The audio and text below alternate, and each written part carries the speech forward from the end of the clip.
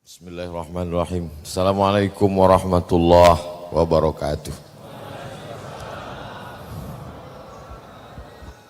Alhamdulillah wassalatu wassalamu ala Rasulillah wa ala alihi wa sahbihi wa man da'a bi da'watihi wastanna bi sunnatihi ila yaumi liqa'i rabbih. Subhanaka la ilma lana illa ma 'allamtana innaka antal alimul hakim. Rabbi syrah li sadri wa yassir li amri wahlul 'uqdatam min lisani yafqahu qawli. Alim ulama, cerdik pandai, tokoh masyarakat, hadirin hadirat yang besar tak dihimbau gelar, yang kecil tak disebut nama. Insyaallah kita semua dimuliakan Allah Subhanahu wa taala. Amin ya rabbal alamin.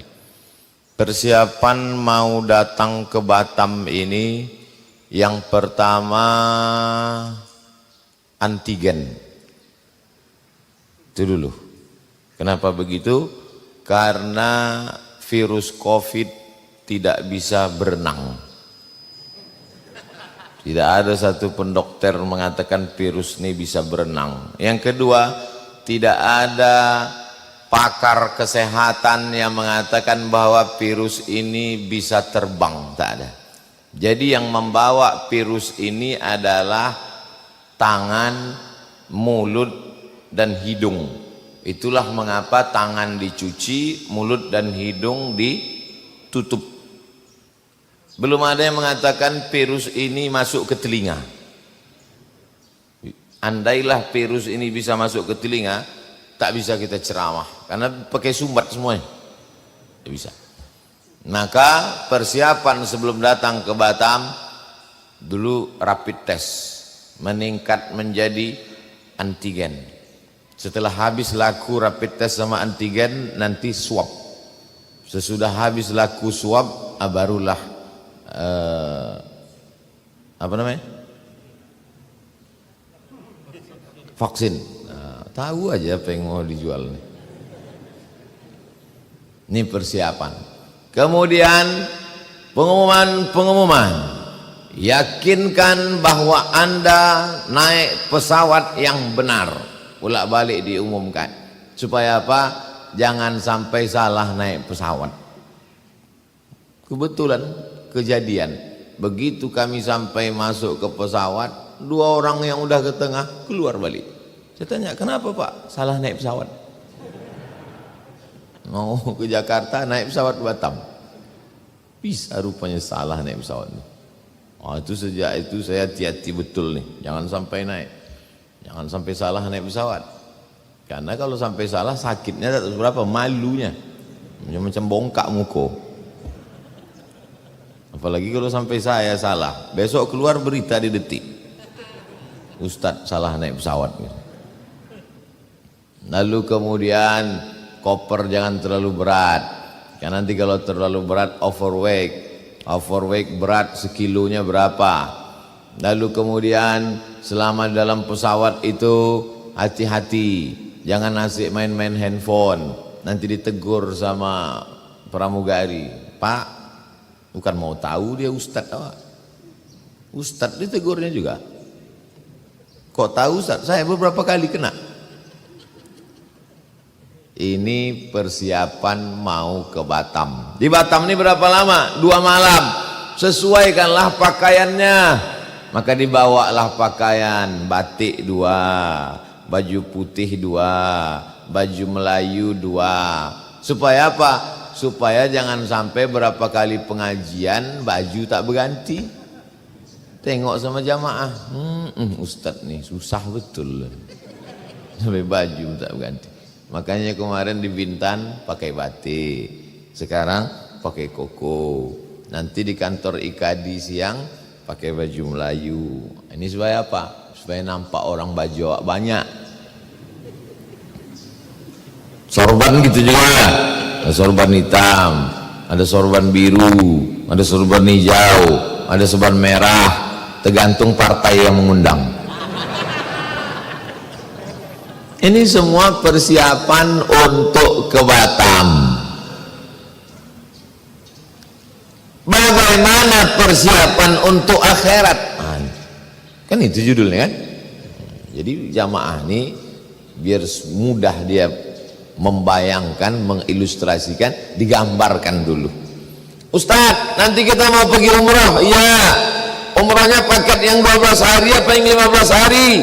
Nanti kita kemana dulu? Apakah dari Batam langsung terbang ke Madinah atau transit dulu melalui Jeddah, nanti dari Jeddah naik bis?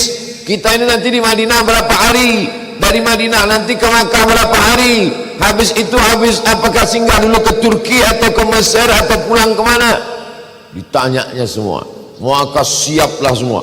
Kenapa Bapak penuh betul koper nih Pak? Cemanalah Pak Ustadz, aku nih kalau tak makan makanan Arab nih tak selera, jadi penuhlah bumbu pecal, sambal belacan, ikan teri apa penuh. Sampai di airport King Abdul Aziz berbunyilah detektor logam. Heboh semua pemerintah Saudi Arabia, disangka narkoba. Kalau ditengok rupanya ikan teri bercampur sama minyak angin. Kalau minyak angin itu bawa ikan teri tak apa-apa, ikan teri itu bawa minyak angin. Hanya untuk persiapan umroh 12 hari. Begitulah orang ketakutannya. Takut tak makan, takut nanti kalau sakit perut, takut nanti kalau batuk, tak pandai bahasa Arab dibawa obat dari sini. Banyak juga jamaah umroh itu tak bawa obat dari sini, sampai ke sana ke apotik ditanya sama orang Arab, istibawa, istibawa, what do you want? Kau nak beli apa? Tak tahu dia batuk. Batuk bahasa Arabnya su'al, mencret ishal. Jadi ini semua adalah persiapan. Jadi apalah persiapan untuk akhirat sesuai judul yang dikasih oleh panitia.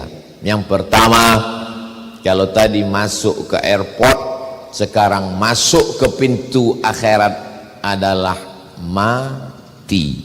Maka mesti matinya itu jangan mati bawa antigen, jangan mati bawa rapid test, jangan mati bawa vaksin.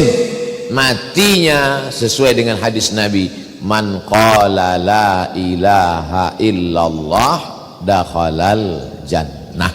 Maka yang pertama disiapkan untuk masuk ke pintu gerbang akhirat namanya kematian adalah mati dalam keadaan la ilaha illallah, namanya husnul khatimah.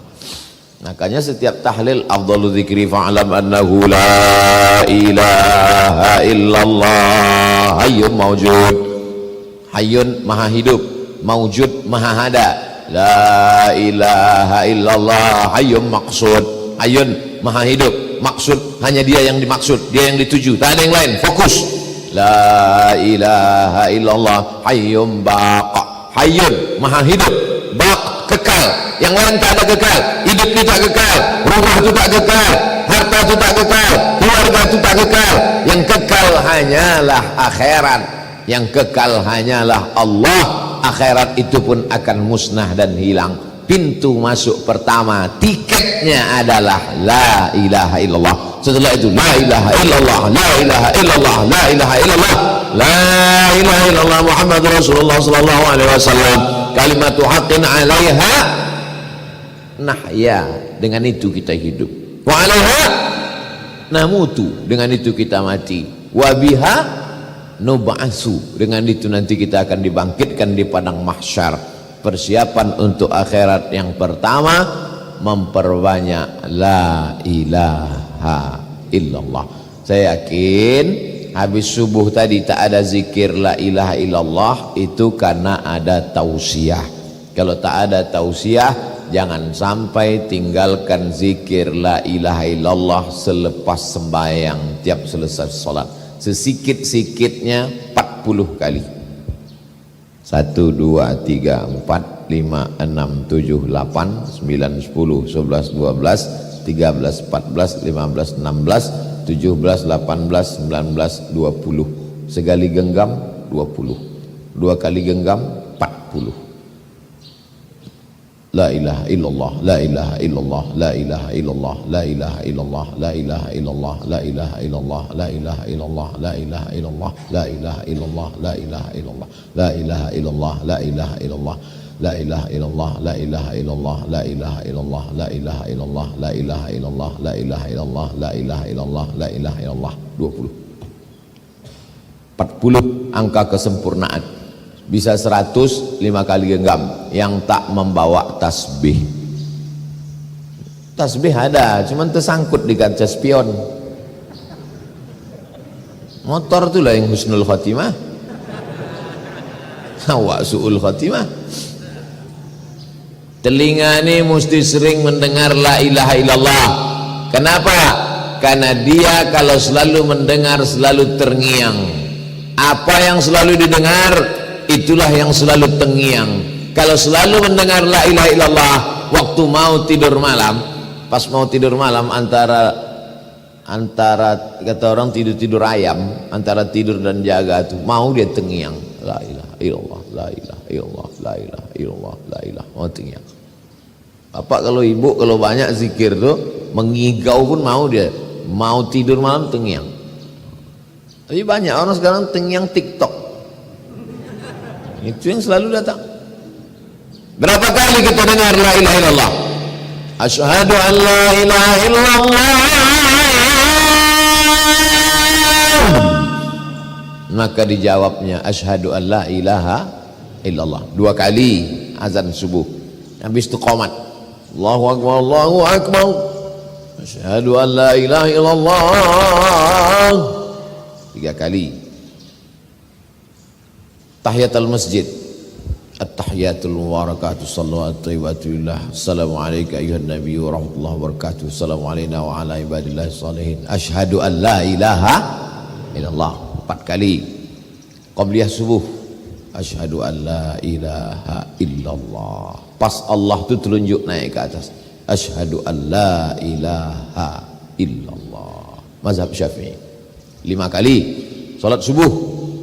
6 kali salat sunat isyraq, matahari terbit jam 6, jam 6 lewat 12 habis waktu terlarang 12 menit baru salat sunat isyraq 6 kali. Salat duha 7 kali. Salat qabliyah zuhur 4 rakaat. Salat zuhur, ba'diyah zuhur, tasawuf awal, tasawuf akhir, qabliyah asar, salat asar, tasawuf awal, tasawuf akhir, qabliyah maghrib, salat maghrib, ba'diyah maghrib, tasawuf awal, tasawuf akhir, qabliyah isya, salat isya, ba'diyah isya, tasawuf awal, tasawuf akhir, bangun malam, salat sunat wudu, salat sunat taubat, salat sunat hajat, salat sunat tahajud, salat sunat witir. Berapa kali itu Pak Ustaz? Hitunglah. Takkan aku juga ngitung lagi. Jadi apalah guna banyak-banyak syahadat itu? Supaya lulus tiket pertama mati dalam keadaan la ilaha illallah. Lakinul mautakum, talkinkan ke telinga orang yang mau mati itu. Hadis sahih. Laqinu, talkinkan. Talkin ada 2. Talqin sebelum mati, talqin sesudah mati. Dua-duanya sahih. Talqin sebelum mati, waktu sakratul maut dibisikkan ke telinga sebelah kanan, la ilaha illallah. Kalau dia banyak berzikir la ilaha illallah, afdhalu zikri fa'lam annahu la ilaha illallah, insyaallah mudah.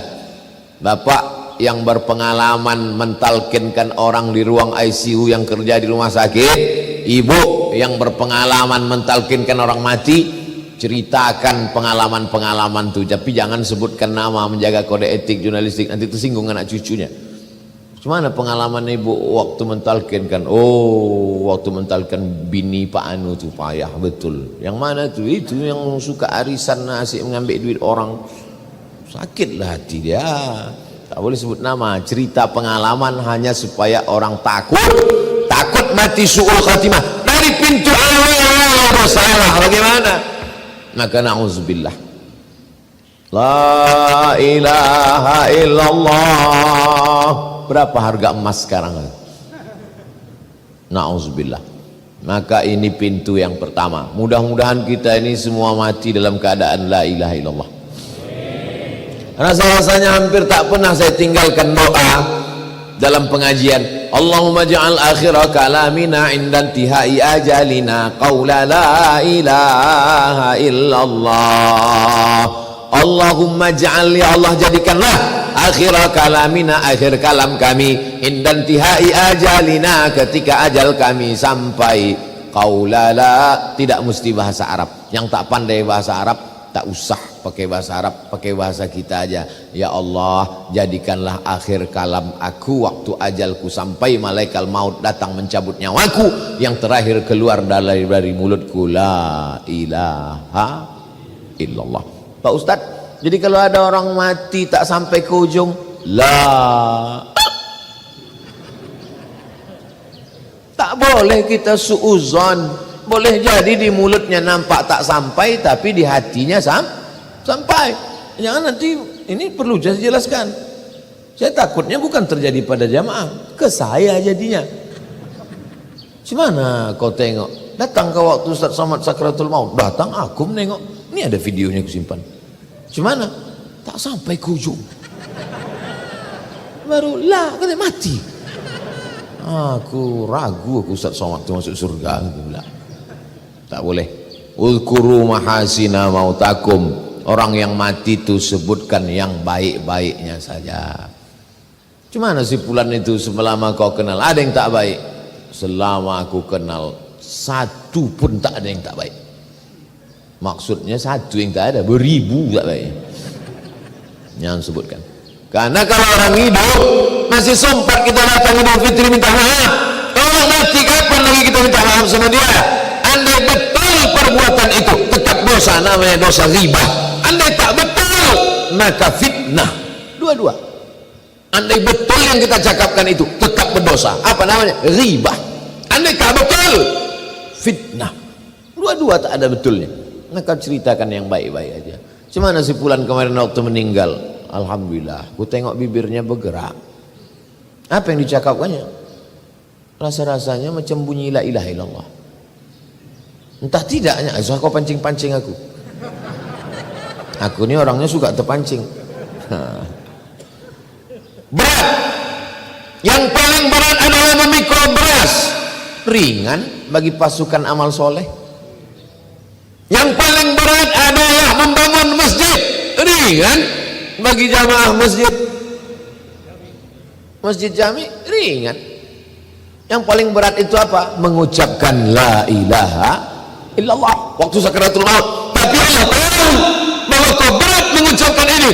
Ku kasih kalimat yang bibirmu tak perlu bergerak. La ilaha illallah. Tak bergerak bibir. Mengucapkan nama Abdul Somad bergerak. Abdul Somad. Cobalah sebutkan Abdul Somad, bibir tak usah bergerak.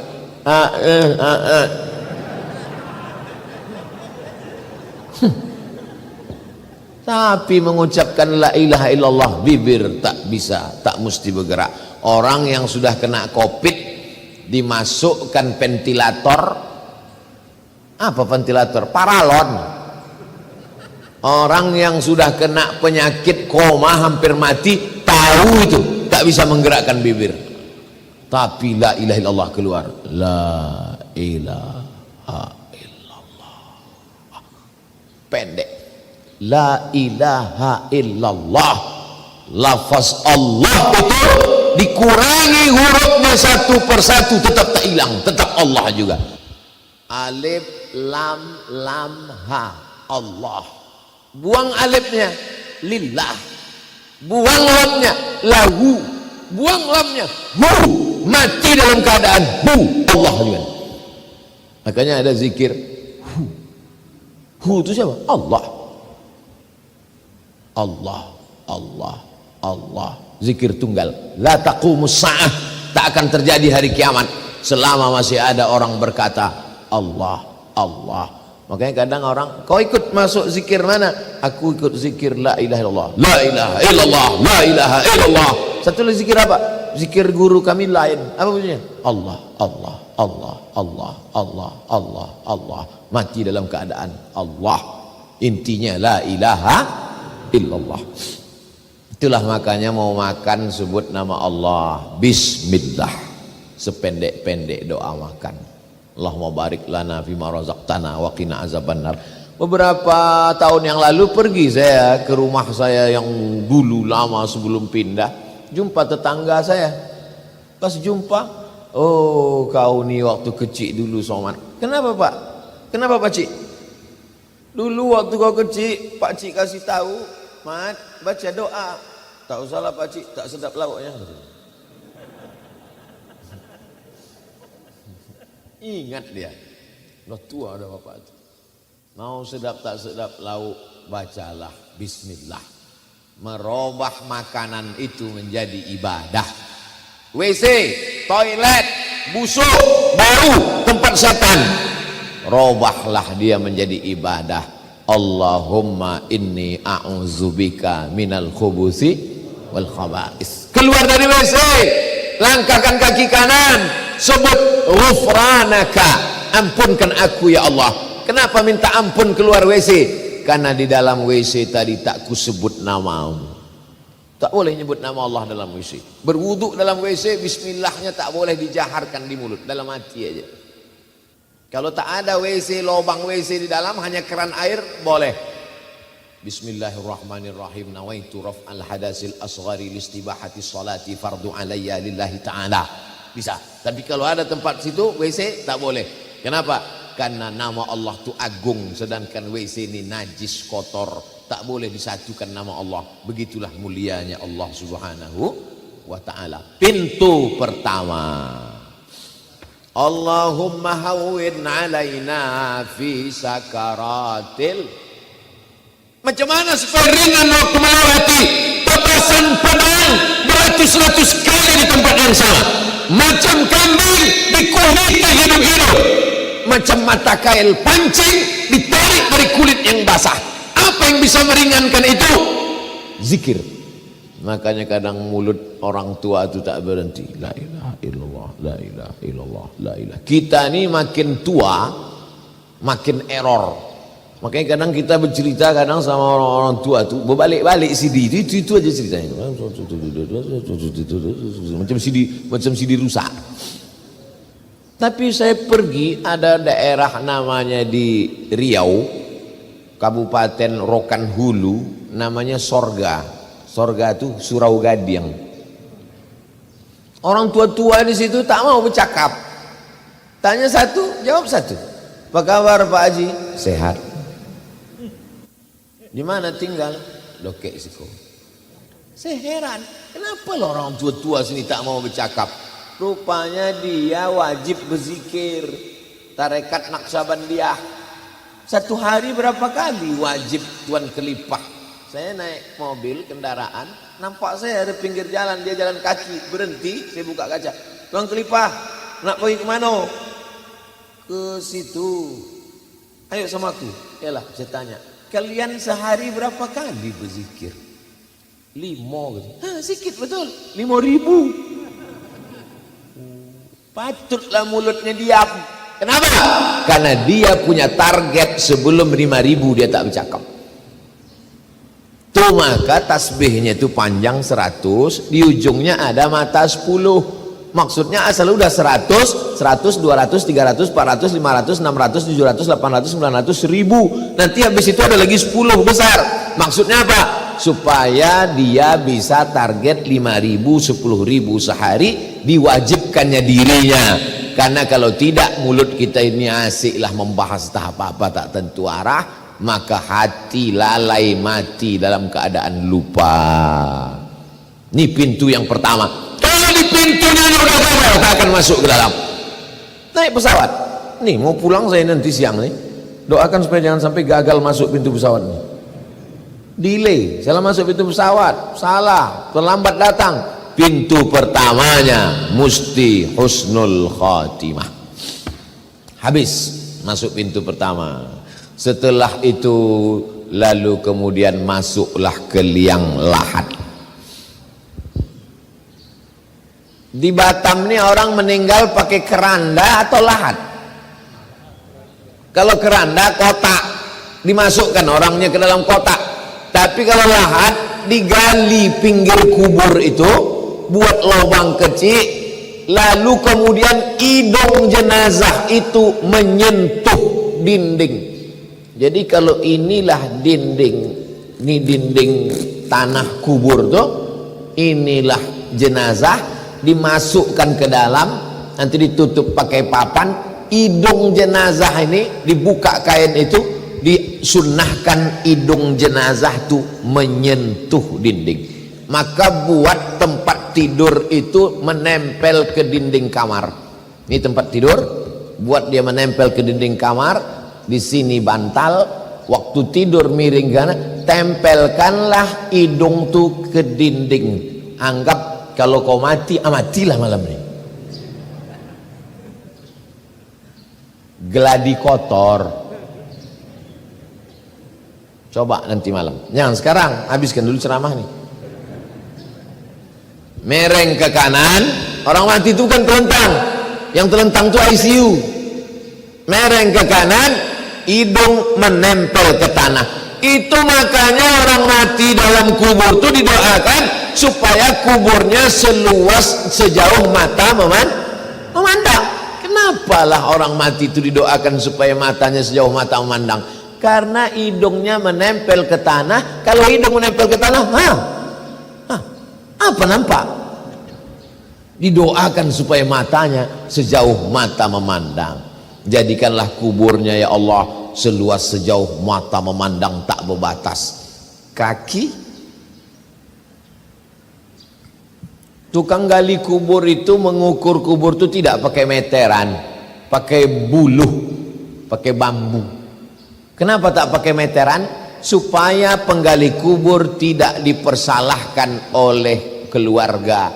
Nanti waktu dikubur tiba-tiba lubang itu menyempit.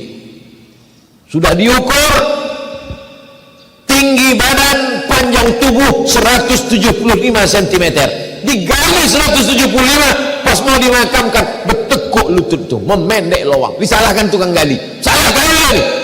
Tidak, aku tak salah, aku ngukurnya bukan pakai meteran. Nih buluh mana bisa dipotong. Lalu yang salah apa? Tanah tuh menyempit. Gara-gara apa? Tukang geser sempadan tanah. Pernah bapak menengok orang mati lutut ditekuk? Tanya sama tukang-tukang gali.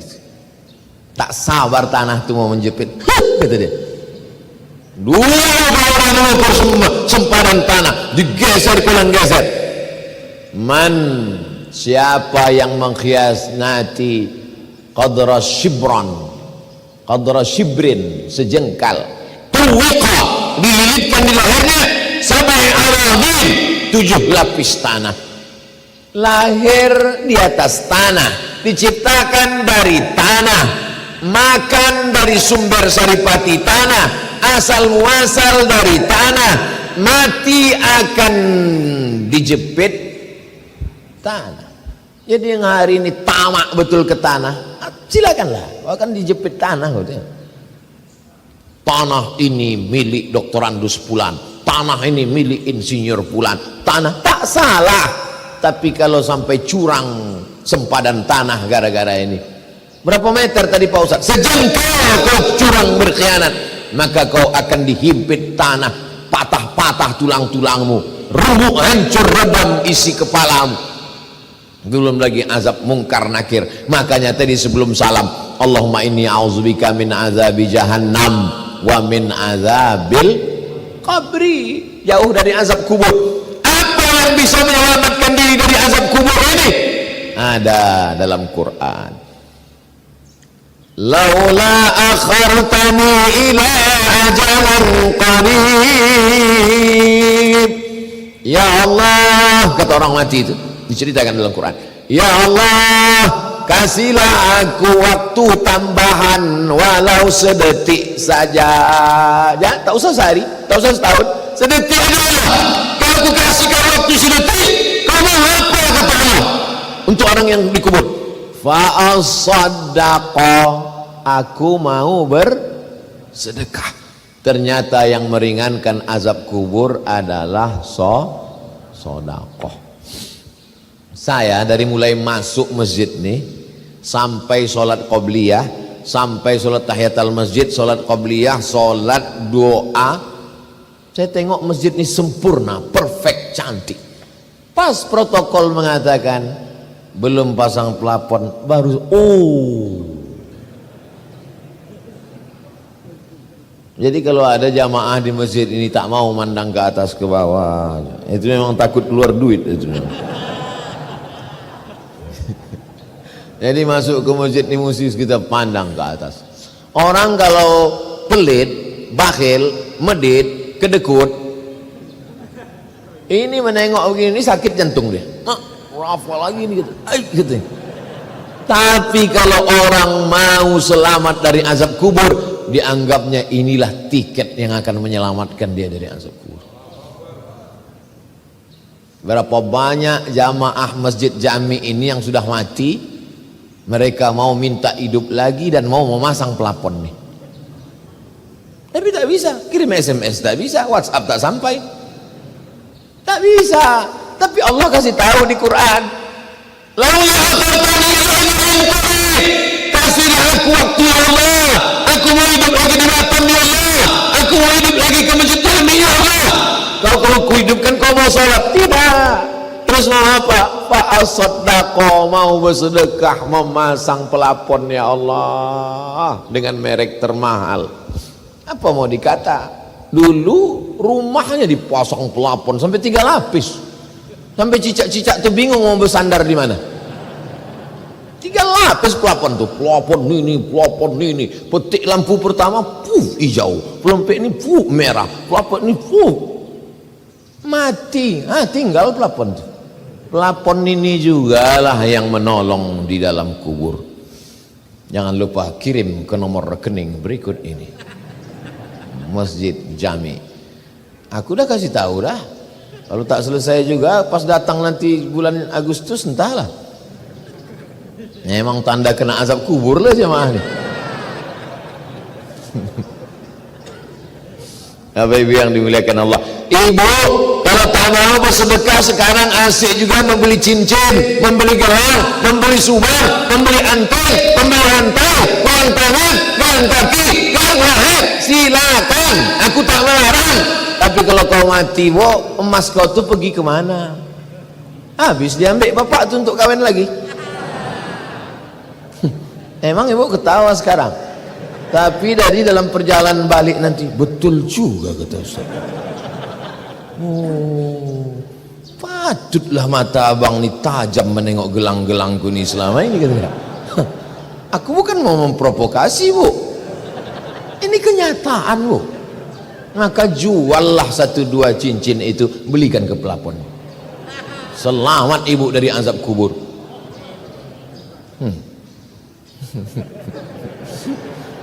Kalau setelah pengajian kita menjadi berpikir tentang mati, lanjutkan. Tapi kalau sesudah pengajian tak ada berefek apa-apa, carilah pengajian yang kira-kira mengurangi syahwat-syahwat dunia kita ini.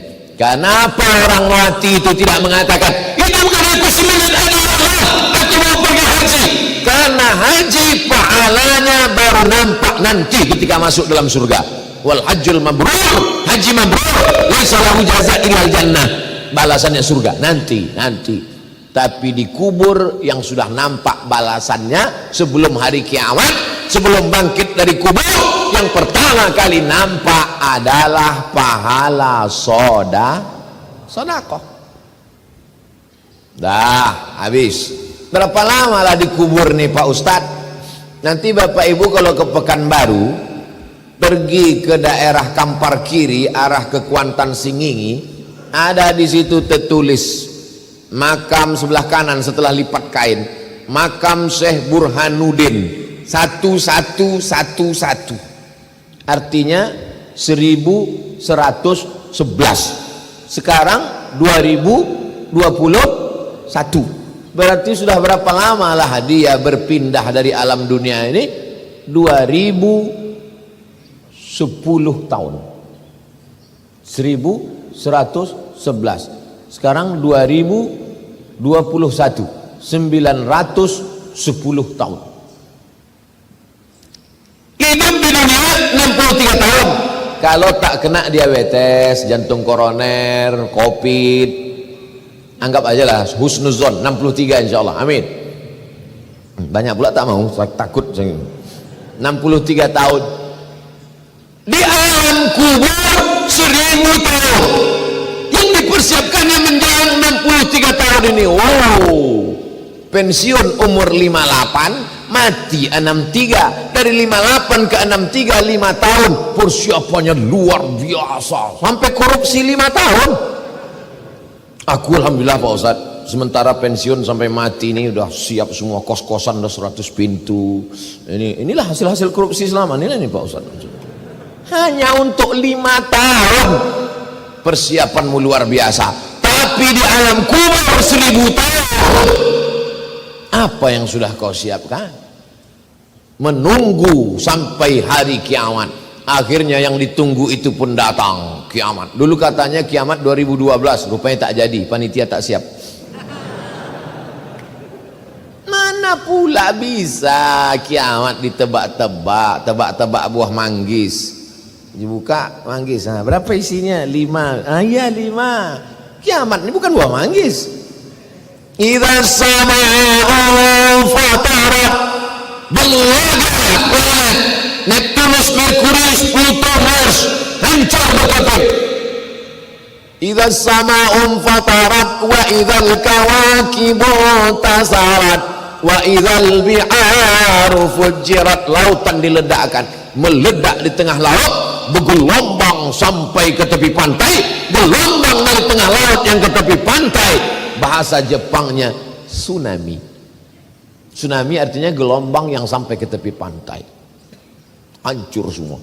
Maka yang paling takut kepada Allah adalah orang Kepulauan Riau. Karena dia kelilingi. Saya sebelum pesawat mendarat, saya tengok, wah kalau bergelombang ini habis. Kalau kami di tengah, Kota Pekanbaru itu di tengah, jauh. Andai pun sampai gelombang, tak sampai ke tengah. Tapi pulau ini, makanya kalau ada orang di pulau Batam, Pulau Bintan, di pulau ini buat dosa, itu 2 kemungkinan. Pertama jahil, yang kedua goblok, yang ketiga bodoh. Tak tahu dia dunia ini. Maka akhirnya terjadilah kiamat, ditiupkan sangkakala, berhancuran semuanya, masuk fase yang ketiga, bangkit dari kubur. Wa ilal kubur hasirat, semua yang dikubur dibangkitkan. Alimat nafsum ma qaddamat wa akharat. Ketika itu barulah sadar manusia apa yang sudah dia lakukan dulu. Bangkit dari kubur.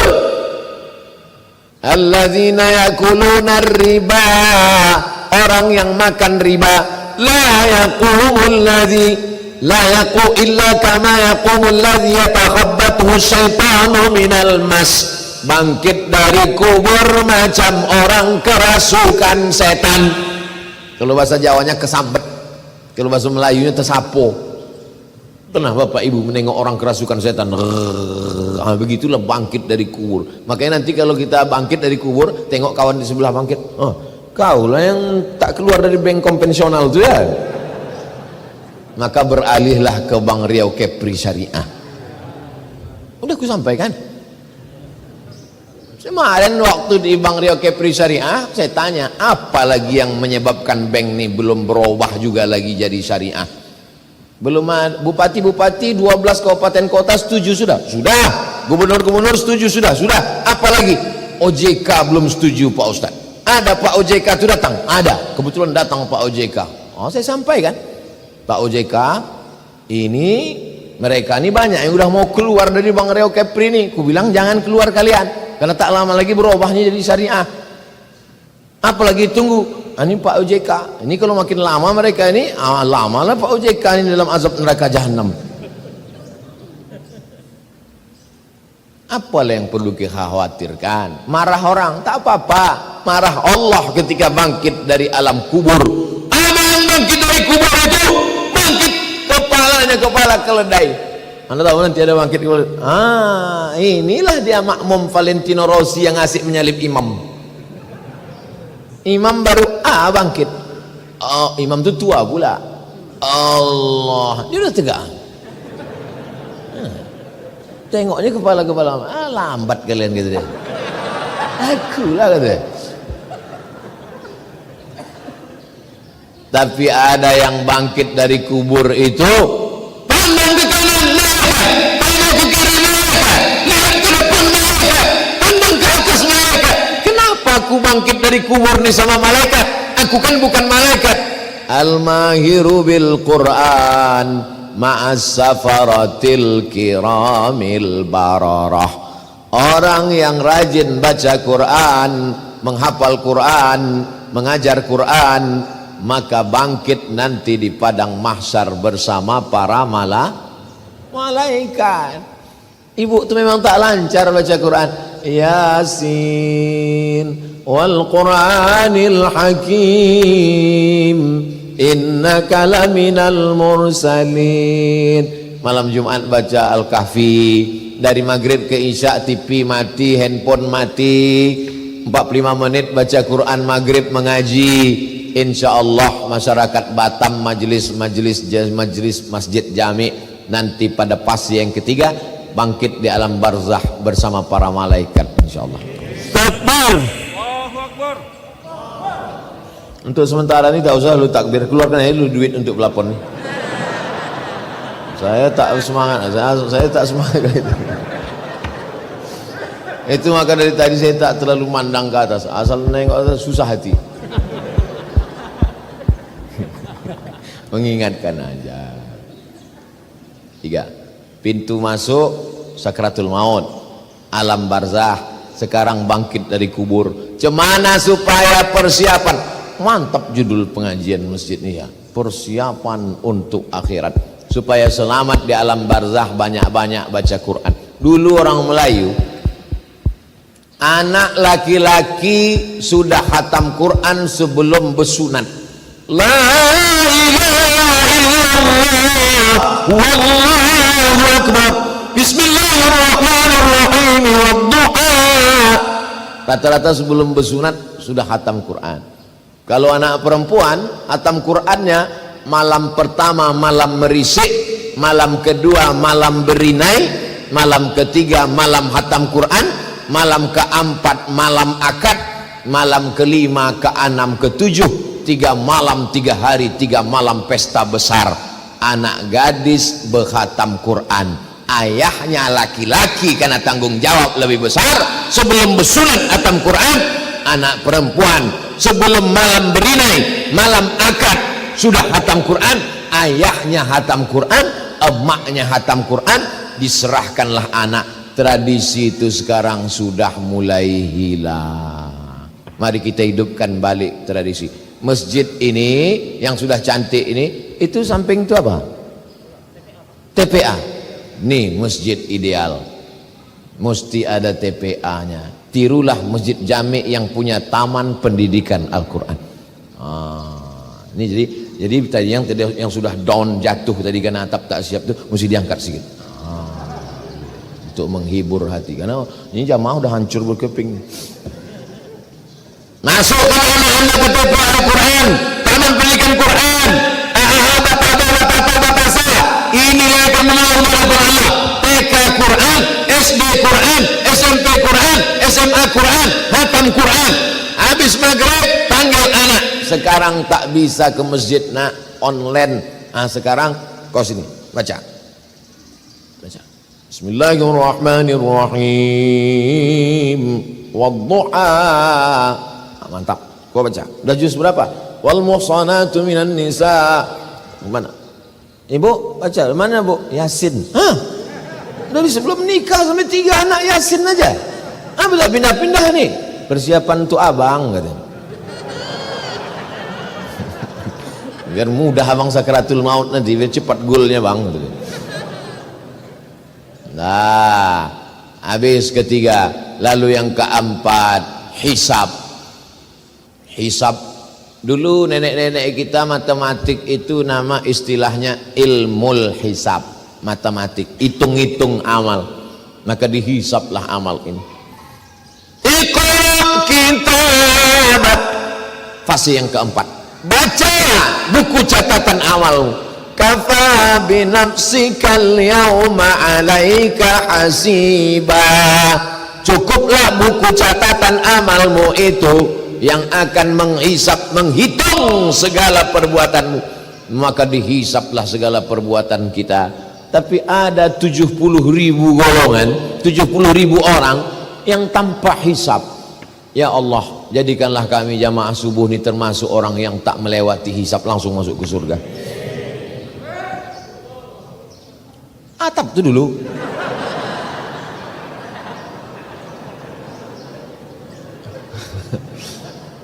Memang saya kalau udah berdoa tentang selamat dari hisab nih, rasa-rasa jauh panggang dari api. Tapi tak boleh kita putus harap. Tetap saya kalau berdoa minta surga Jannatul Firdaus, sampai tak amalku ke situ. Kalau minta selamat dari hisab, selamat tak aku. Tapi tak boleh putus asa. Maka kita minta fase yang keempat, supaya selamat dari hisab ini, jangan aniaya orang. Salat berjamaah, puasa sunnah, qabliyah ba'diyah, tahajud malam, bersedekah. Tapi ternyata menganiaya orang. Yang dianiaya satu desa. Siapa itu? Kades.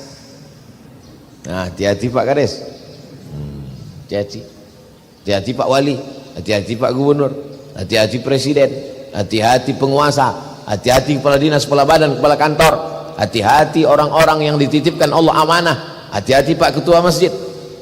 Ini tak belum siap lagi. Maka ini akan dihisap amal kita ini. Sulitkah bagi Allah menghisap? Tak ada yang sulit bagi Allah Subhanahu wa ta'ala. Lanjut fase yang kelima. Setelah dihisab, dibagikanlah kitab. Fa amma man utiya kitabahu biyamini, siapa yang kitabnya diberikan dari sebelah kanan, fa sawfa yuhasabu hisaban yasira, maka mudahlah perhitungan amalnya. Wa amma man utiya kitabahu biyamini, siapa yang kitabnya diberikan dari belakang, fasawfa yad'u subura, termasuk orang yang hancur binasa, yang rugi. Jadi belum kita buka kitab itu, buku catatan amal, print out itu, sudah tahu. Kita kalau mau belanja tak percaya, kok mahal kali Pak, ini print outnya, Bapak ngambil coklat, Bapak kira coklat ini coklat kaki 5, ini sebijinya aja, kalau Bapak makan meleleh air mata saking mahalnya Pak. Kadang saya kalau pergi belanja di beberapa tempat itu dikasih tahu sama yang jual, Pak ini satunya 90.000. Dalam hati saya, tak yakin kau aku berduit. Tengoknya saya kurus, sangkanya tak ada duitnya gitu. Memang tak ada. Bukan, kalau kita belanja nanti tukang jaga itu ngomong begitu, jangan tersinggung. Dia sudah mengalami beberapa kali orang komplain. Begitu juga yang tidak ada itu orang komplain. Mana ada dosaku? Mana ada dosaku? Print out. Kenapa mahal betul ini tagihan telepon saya bulan ini? Perasaan saya nggak ada pakai telepon berapa hari. Nih Pak, dibuka catatan. Jam 1 malam, jam 2 malam, ibu itu sudah mengamuk, jam 3. Memang ibu tak ada makai, bapak itu nelpon. Pegawai itu tak mau bercakap, dia diam aja. Dibukalah buku catatan, dibuka buku catatan. Apa kata orang yang membuka buku catatan? Dia kata dia, mali hadzal kitab, mengapalah buku catatan amalku ini, la yughadiru saghiratan, la yughadiru saghiratan, yang kecil-kecil, wala kabiratan, yang besar-besar, illa ahsaha, yang kecil-kecil ada di situ. Halaman pertamanya dosa, sampulnya dosa, kata pengantarnya dosa, bibliografinya dosa, footnote-nya dosa, bab 1 dosa, penutup dosa. Nampak kecil-kecil sampai bakwan yang dulu dibayar 1 makan 3. Apa dosa? Hati-hati. Balik dari sini, bayar dulu bakwan-bakwan itu, baru beli plafon. Dibelikan plafon semua, bakwan tak dibayar.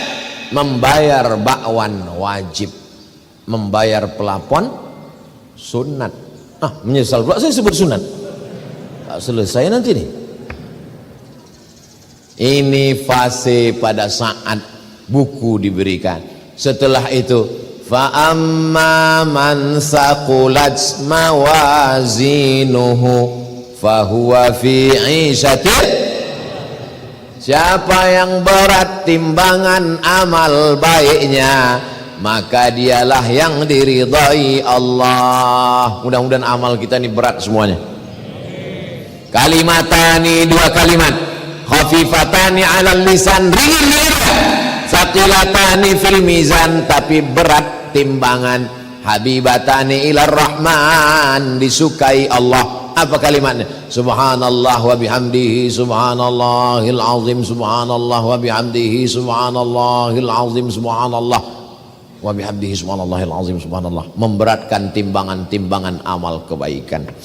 Adalah jamaah umroh berangkat ke Saudi Arabia, sampai di pintu cap paspor, badannya besar gemuk, diejeklah sama orang Saudi tadi. Apa ente ini badan besar, jarang olahraga, makan banyak, itu ini, kata dia. Orang Indonesia ini cerdas, kata dia. Dibacakannya ayat, fa amma man saqulat mawazinuhu fahuwa fi 'ishatir radiyah. Siapa yang berat timbangannya, itulah yang diridhoi Allah. Tak ada dia baca ayat lain. Buah capek orang Arabnya ngejek. Ente kibir, jism, mafi riyadha, badan kau besar, teralas olahraga. Orang Indonesia ini dia. Dah habis baru. Fa amma man saqulat mawazinuhu fa huwa fi 'ishatir radiyah. Habis itu dia pergi.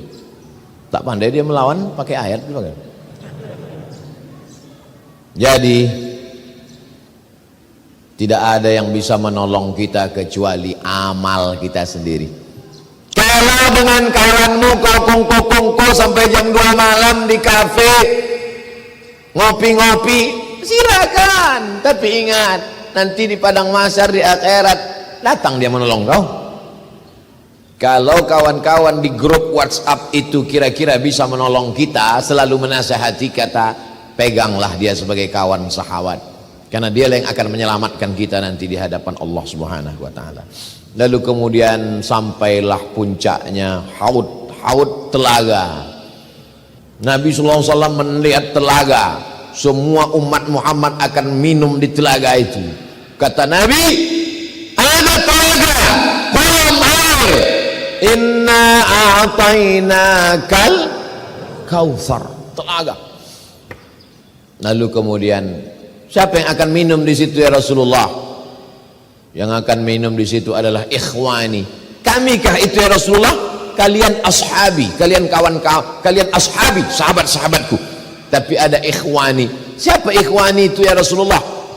Amanu bi walam yarawni. Orang yang percaya kepada aku, beriman kepada aku, padahal biji matanya tak pernah menengok aku. Mereka ada di Batam, tak pernah menengok aku, tak berjumpa dengan aku, tak sholat denganku, tapi mereka percaya kepada aku. Mereka ramaikan rumah masjid-masjidku, mereka datang mendidik anaknya untuk membaca Quranku, dan mereka bersedekah untuk memasang pelapon masjid rumah Allah. Mereka adalah orang yang minum nanti di telaga itu, dan ketika dia minum di situ, dia tidak akan haus untuk selamanya.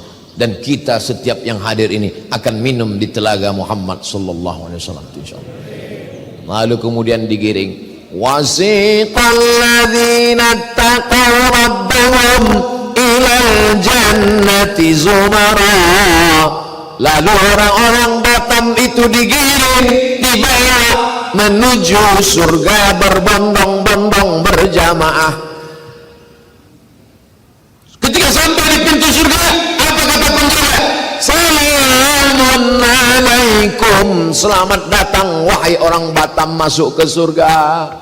Tibatum, kalian sudah beramal soleh. Fadkhuluha khalidin, masuklah kalian kekal selamanya ke dalam surga. Maka orang Batam pun mencari pintu dia. Pintu mana aku yang cocok? Oh, ada orang Batam ini yang masuk dari pintu surga, namanya Babus Sodakoh, pintu sodakoh. Masuk dia ke dalam. Kenapa? Dia yang menyelesaikan pelapon ini. Lalu kemudian ada yang masuk dari pintu surga itu, namanya Babul Jihad, karena dia mati jihad fisabilillah, masuk babul jihad. Ada yang masuk pintu surga itu dari Babur Rayyan, la yadkhuluha illa shaimun, la yadkhuluhu illa shaimun, yang masuk dari pintu Babur Rayyan hanya orang rajin puasa sunat saja. Ibu-ibu yang rajin puasa sunat masuk Babur Rayyan. Tapi ada yang masuk surga terserah dia dari pintu mana, bebas akses, dia punya kartu, asal dimasuk itu masuk semuanya. Siapa itu? Abu Bakar Siddiq. Abu Bakar Siddiq adalah orang yang masuk surga dari mana dia mau. Tapi ada perempuan yang bukan Abu Bakar Siddiq masuk dari pintu surga mana dia mau. Siapa itu? Salat khamsaha, perempuan yang salat 5 waktu. Saumaha, puasa Ramadan. Ata'at zaujaha, taat dia kepada suaminya, dan suaminya itu pula taat kepada Allah, bukan suami yang sakau. Ini banyak suami-suami sakau sekarang, suami mabuk. Kau kalau mau masuk surga taatlah kepada abang. Pandai pula dia. Bukan laki yang macam itu laki setengah Fir'aun. Laki yang soleh, bu, taat ibu kepada dia, ibu berbuat baik kepada dia. Maka kata Allah, hai perempuan-perempuan, masuklah kalian ke dalam surga dari pintu mana yang kalian kehendaki. Maka ibu-ibu ini semuanya masuk surga insyaallah. Amin.